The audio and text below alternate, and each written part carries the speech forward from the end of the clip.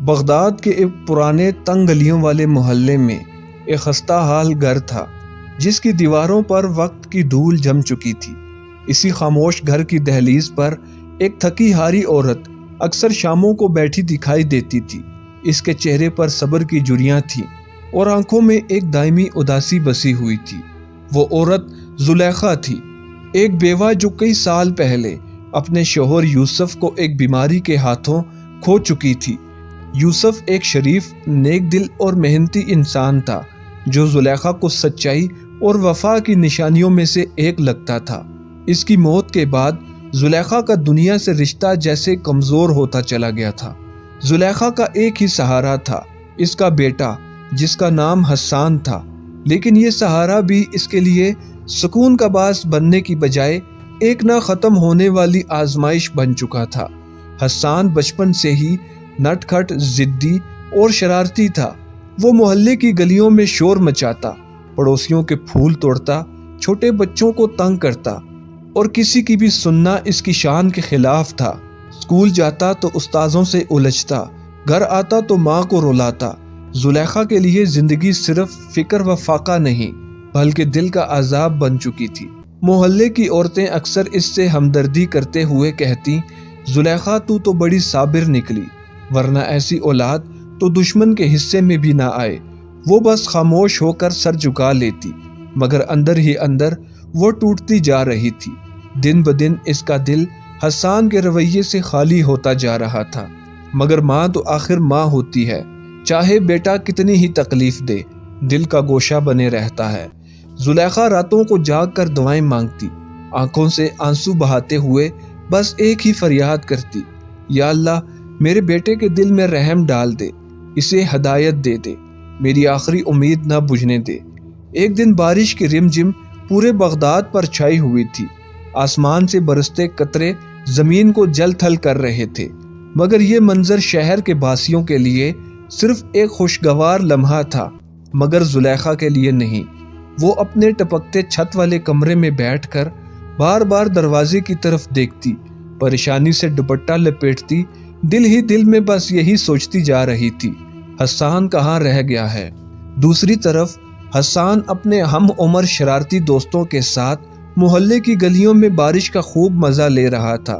کبھی وہ کیچڑ میں چھلانگیں مارتا، کبھی گٹر کے پانی سے دوسروں پر چھینٹے مارتا۔ اس کے کپڑے کیچڑ میں لتھڑے ہوئے تھے، چہرہ مٹی سے بھرا ہوا تھا اور جوتے گم ہو چکے تھے۔ وہ بارش کو جیسے خوشی کا تہوار سمجھ رہا تھا، نہ ماں کی فکر، نہ وقت کی پرواہ، نہ کسی ذمہ داری کا احساس۔ شام ہوتے ہی جب وہ گھر کی دہلیز پر داخل ہوا، زلیخا نے جیسے ہی دروازہ کھولا، اس کی آنکھیں نم ہو گئی۔ سامنے کھڑا حسان جو اس کی جان تھا، اس حال میں تھا کہ اسے پہچاننا مشکل تھا۔ اس کا چہرہ بے فکری سے دمک رہا تھا، لیکن زلیخا کی آنکھوں میں درد کے آنسو بہہ آئے۔ اس نے کانپتے ہاتھوں سے اس کے کپڑے دیکھے، پھر اس کی حالت دیکھی اور تب وہ ضبط کا بندھن ٹوٹ گیا۔ بس کرو حسان، وہ ایک دم چیخ پڑی، آخر کب تک؟ میں تمہاری نوکرانی ہوں، صبح شام تمہارے پیچھے بھاگتی رہوں، تم کھاؤ یا نہ کھاؤ، پہنو یا نہ پہنو، پڑھو یا نہ پڑھو، سب کچھ بس میں ہی دیکھوں، کیا میرے نصیب میں سکون نہیں لکھا؟ زلیخا کی آواز میں ایسا درد تھا جو کسی تیز چھری کی مانند دل میں اترتا تھا۔ وہ دیوار کے ساتھ ٹیک لگا کر بیٹھ گئی، چہرہ آسمان کی طرف اٹھایا اور آنکھوں سے آنسو بہاتے ہوئے بولی، اے رب تو ہی فیصلہ کر دے، اگر یہی زندگی ہے تو مجھے اٹھا لے یا میرے بیٹے کو سیدھا راستہ دکھا دے۔ میری دعائیں کیا بے اثر ہو گئی ہیں؟ کیا ماں کا دل بھی اب کوئی معنی نہیں رکھتا؟ یہ پہلا موقع تھا جب زلیخا کے دل سے بد دعا نکلی۔ یہ وہ بد دعا تھی جو وہ کبھی زبان پر نہ لاتی، لیکن آج دل کا بوجھ اتنا بڑھ چکا تھا کہ اس کی زبان خود مخود اس بوجھ کو سہار نہ سکی۔ حسان ساکت کھڑا تھا، پہلی بار ماں کی آنکھوں میں اتنا درد اور بے بسی دیکھی تھی، لیکن ابھی اس کے دل پر کوئی اثر نہ ہوا تھا۔ اس نے کندھے اچکائے اور اندر جا کر لیٹ گیا، جیسے کچھ ہوا ہی نہ ہو۔ اگلے دن موسم خوشگوار تھا، دھوپ نرم اور ہواؤں میں فصل کی خوشبو رچی ہوئی تھی۔ بغداد کے مضافات میں واقع کھیت سنہرے رنگ میں ڈلے ہوئے تھے، مکئی کی فصل مکمل پک چکی تھی اور کسان اپنے ہاتھوں کی کمائی کو سمیٹنے کے لیے تیار بیٹھے تھے، مگر حسان وہ تو جیسے بربادی کا پیغام بن چکا تھا۔ وہ اپنے شرارتی دوستوں کے ساتھ ان کھیتوں کی طرف نکل گیا۔ کھیتوں میں داخل ہوتے ہی جیسے ان پر کوئی جنون سوار ہو گیا۔ کسی نے مکئی کے پٹھے توڑنے شروع کر دیے، کوئی زمین پر کچل رہا تھا، کوئی کلیاں کھینچ رہا تھا۔ حسان جو ان سب کا سردار تھا، سب سے آگے آگے چل رہا تھا۔ صرف کھیل، شرارت، ہنسی مذاق، انہیں یہ احساس ہی نہ تھا کہ وہ کسی کی مہینوں کی محنت کو روند رہے ہیں۔ کافی دیر بعد جب کسانوں میں سے ایک نے شور سنا تو وہ بھاگتا ہوا کھیت میں آیا۔ اس نے منظر دیکھا تو چیخ اٹھا، یہ کیا کر دیا تم لوگوں نے؟ وہ غصے سے لرز رہا تھا، آنکھوں میں آگ بھری ہوئی تھی۔ بچوں نے ڈر کے مارے بھاگنے کی کوشش کی، مگر وہ کسان کے ہاتھوں پکڑے گئے۔ اب انہوں نے اپنی جان چھڑانے کے لیے سارا کیا درا حسان پر ڈال دیا۔ سب کی زبان سے ایک ہی لفظ نکلا، حسان۔ ہم نے کچھ نہیں کیا، سب کچھ حسان نے شروع کیا تھا۔ اسی نے کہا تھا کہ آئیں اور کھیلیں، ہم تو بس اس کے ساتھ تھے۔ غصے سے بھرے کسان نے حسان کو زور زور سے مارنا شروع کر دیا۔ زمین پر پٹخا، کپڑے پھاڑ دیے، اس کا چہرہ خاک آلود ہو گیا۔ حسان کی آنکھوں میں آنسو بھر آئے۔ وہ چلا رہا تھا، مگر کسان کے ہاتھوں میں برسوں کی محنت کا درد بھرا ہوا تھا۔ پھر وہ کسان حسان کو گھسیٹتا ہوا زلیخا کے گھر لے گیا۔ دروازہ کھلا، زلیخا حیرت سے اٹھ کھڑی ہوئی۔ سامنے حسان کھڑا تھا، پھٹے کپڑوں میں، زخمی آنکھوں سے آنسو بہتے، اور ساتھ وہ کسان جس کی زبان غصے سے کانپ رہی تھی۔ یہ ہے تمہارا بیٹا جس نے میری ساری فصل تباہ کر دی، سال بھر کی محنت، خون پسینہ سب اجاڑ دیا، تمہیں اس پر ذرا بھی قابو نہیں۔ کسان کے ہر لفظ زلیخا کے دل میں خنجر کی طرح لگ رہے تھے۔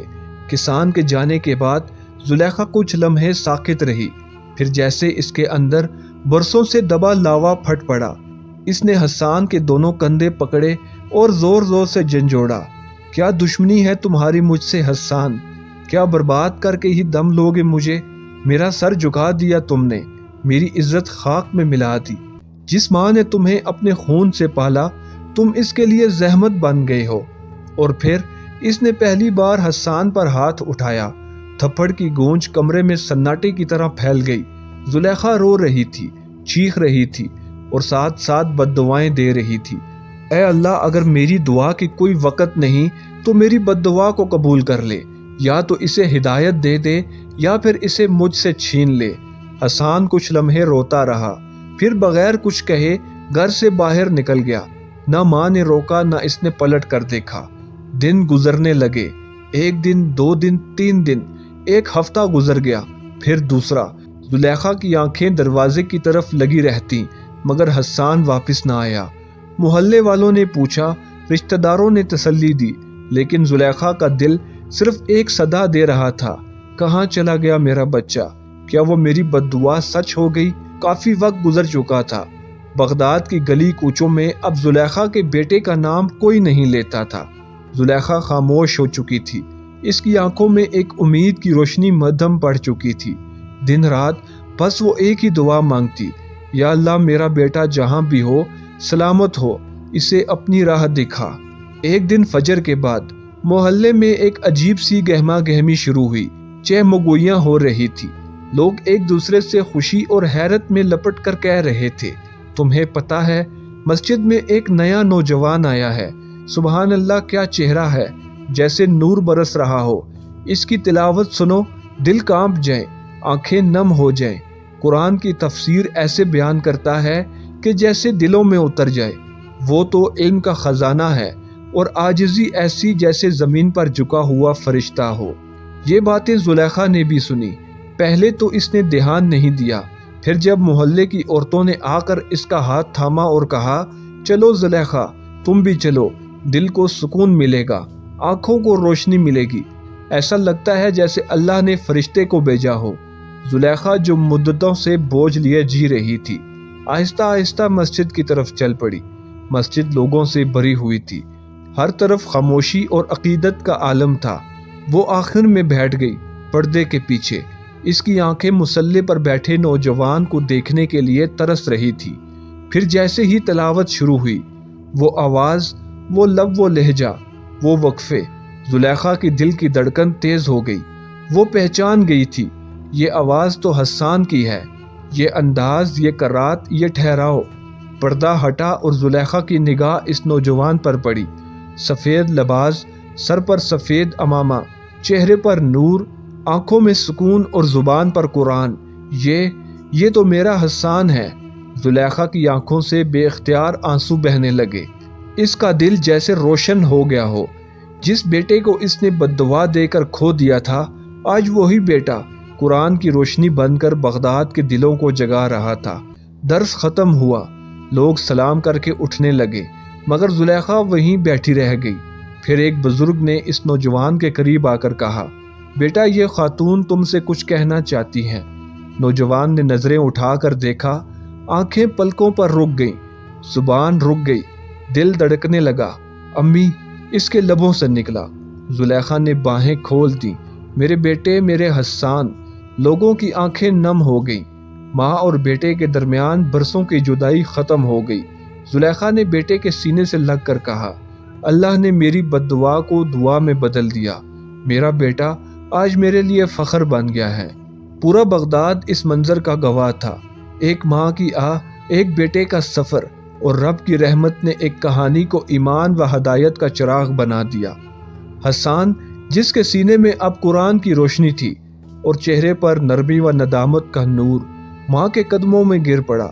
جیسے برسوں کے پیاسے کو پانی ملا ہو، ویسے ہی ماں کی آغوش نے حسان کو زندگی کی اصل پناہ دی۔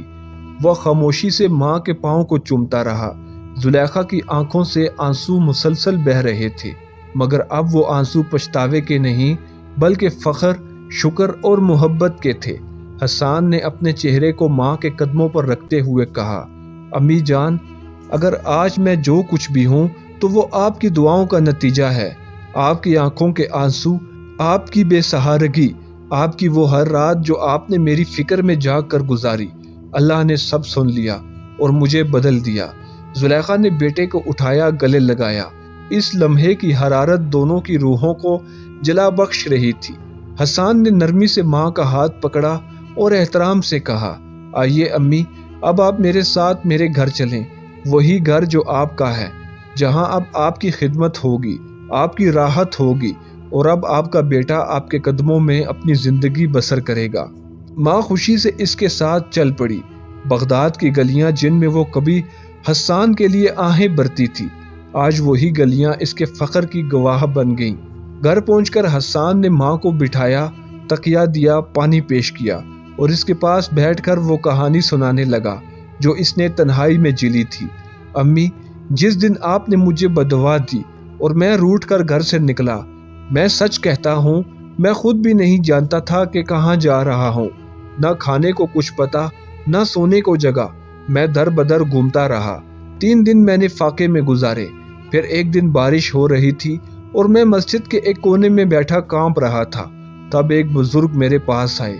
ان کے چہرے پر ایک عجیب سی روشنی تھی۔ انہوں نے مجھے اٹھایا، مجھ پر چادر ڈالی اور کہا، بیٹا، دنیا تمہیں نکما کہتی ہے، لیکن رب نے تمہیں کچھ اور بنایا ہے، بس راستہ بدلنا ہوگا۔ پھر وہ مجھے اپنے ساتھ اپنے حجرے میں لے گئے۔ امی، وہ دن اور آج کا دن میں نے کبھی شرارت کی طرف واپس پلٹ کر نہیں دیکھا۔ وہ بزرگ میرے استاد بنے، مجھے وضو سکھایا، نماز سکھائی، قرآن سکھایا۔ پھر میں نے تفسیر پڑھی، حدیث پڑھی اور دل سے سیکھا۔ امی، میرے دل کو وہ سکون ملا جو کبھی شرارت میں نہ ملا تھا۔ آج جو کچھ بھی ہوں آپ کی بدولت ہوں، اور یہ سب کچھ اللہ کے کرم سے ممکن ہوا۔ زلیخا کی آنکھوں سے آنسو بہتے جا رہے تھے، وہ بس اپنے بیٹے کا روشن چہرہ دیکھتی جا رہی تھی۔ حسان نے ماں کے قدموں میں بیٹھ کر کہا، امی، اب آپ کی خدمت میری زندگی کا مقصد ہے۔ آپ کے بغیر میرا علم ادھورا ہے۔ آپ کی رضا کے بغیر اللہ کی رضا ممکن نہیں۔ وقت گزرتا گیا اور حسان کا نام صرف بغداد میں نہیں بلکہ دور دور کے شہروں میں گونجنے لگا۔ اس کہانی سے ہمیں یہ سبق ملتا ہے کہ ماں کی دعائیں انسان کی تقدیر بدل دیتی ہیں، اور انسان جب اپنی غلطیوں کا اعتراف کر کے اللہ کی رضا کی طرف مڑتا ہے تو اس کی زندگی میں بے شمار رحمتیں اور برکتیں آتی ہیں۔ دوستو، اگر آپ کو یہ کہانی اچھی لگی ہو تو ویڈیو کو لائک کریں، چینل کو سبسکرائب کریں اور ویڈیو کو دوستوں کے ساتھ لازمی شیئر کریں۔ شکریہ۔